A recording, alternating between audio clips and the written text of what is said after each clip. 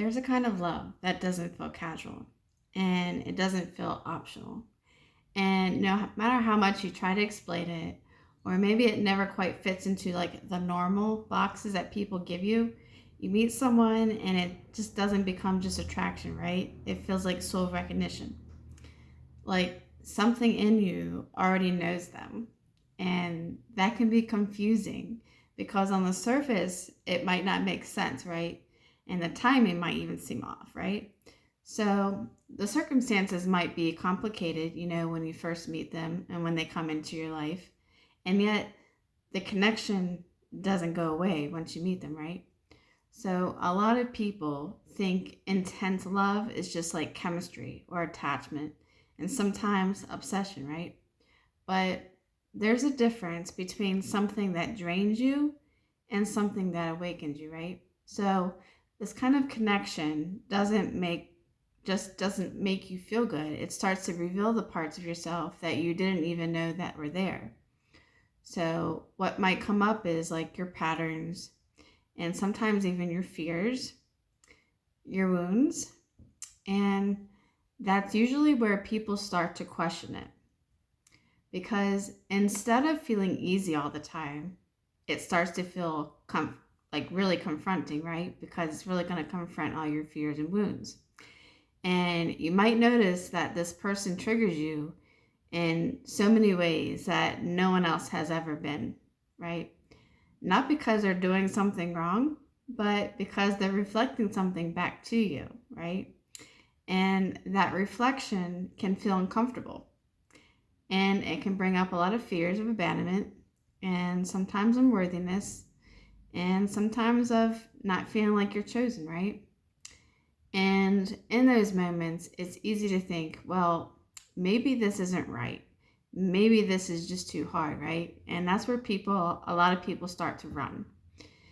But what if the intensity isn't a sign that something is wrong? What if this sign is about that it's actually real, pointing to something that is real within you? A lot of people walk away from this connection like this because they're like really protecting themselves of what they're experiencing, right? Because they're not willing to go into that dark place that's being mirrored. And sometimes space is necessary when you're moving through this. But what makes this difference is that even in distance, the connection doesn't disappear.